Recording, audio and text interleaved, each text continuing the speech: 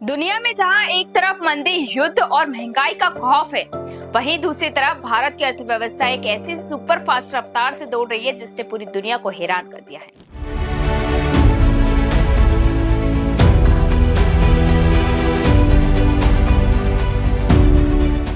जब बड़े बड़े विकसित देश अपनी ग्रोथ को बचाने के लिए संघर्ष कर रहे हैं, तब भारत ने 7.7% की धमाकेदार जीडीपी ग्रोथ दर्ज करके खुद को दुनिया की सबसे तेजी से बढ़ने वाली बड़ी अर्थव्यवस्था के रूप में स्थापित कर दिया है।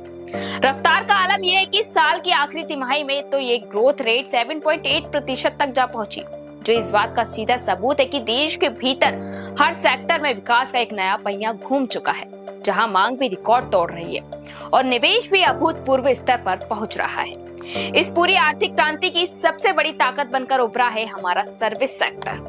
ग्राहकों की लगातार बढ़ती मांग और नए कारोबारों के जुड़ने से सर्विस सेक्टर में पिछले कई महीनों की सबसे तेज छलांग देखने को मिली है।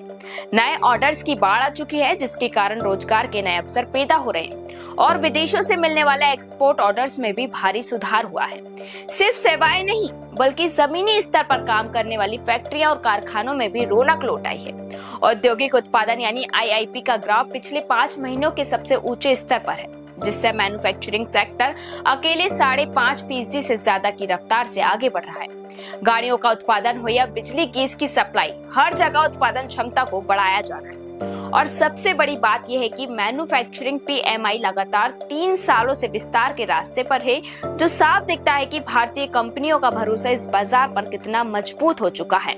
इस रफ्तार को असली ईंधन मिल रहा है सरकार के भारी भरकम इंफ्रास्ट्रक्चर खर्च से।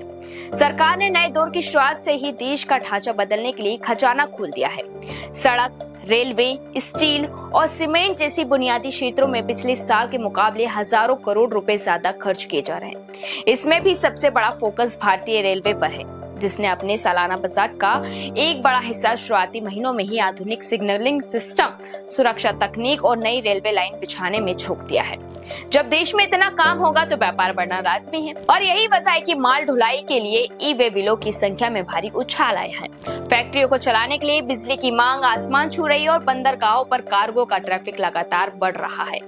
इस जबरदस्त आर्थिक हलचल का सबसे सीधा असर देश के टैक्स कलेक्शन पर दिख रहा है। सरकार की तिजोरी में जीएसटी के रूप में भी करीब 2.25 लाख करोड़ रुपए से ज्यादा की रिकॉर्ड वसूली हुई है, जो देश के इतिहास में एक नया मील का पत्थर है। साथ ही डायरेक्ट टैक्स कलेक्शन भी 14% से ज्यादा की रफ्तार से बढ़ा है, जिसमें आम जनता और कॉर्पोरेट दोनों को बराबर का योगदान है। वैश्विक स्तर पर कच्चे तेल की कीमतों के उतार चढ़ाव और भू राजनीतिक तनाव के बाद भी भारत का ये प्रदर्शन असाधारण है। इस पूरी तरक्की की सबसे खूबसूरत तस्वीर हमारे ऑटो बाजार से निकल कर आती है। देश के इतिहास में वाहनों की अब तक की सबसे बड़ी रिकॉर्ड बिक्री दर्ज की गई है, जहां पैसेंजर गाड़ियां, एसयूवी और इलेक्ट्रिक वाहनों की शोरूम से निकलते ही लाइन लग रही है। सिर्फ शहरों में ही नहीं, बल्कि हमारे ग्रामीण इलाकों में भी गाड़ियों की बिक्री में लगभग 8% की भारी तेजी आई है, जो ये साबित करती है कि भारत के गांव तक समृद्धि की नई लहर पहुंच चुकी है। वैश्विक अनिश्चितताओं के इस दौर में भारत के आर्थिक चक्रव्यूह अभेद्य है और ये आत्मनिर्भरता की ओर बढ़ता एक ऐसा सफर है जिसे रोक पाना अब नामुमकिन है।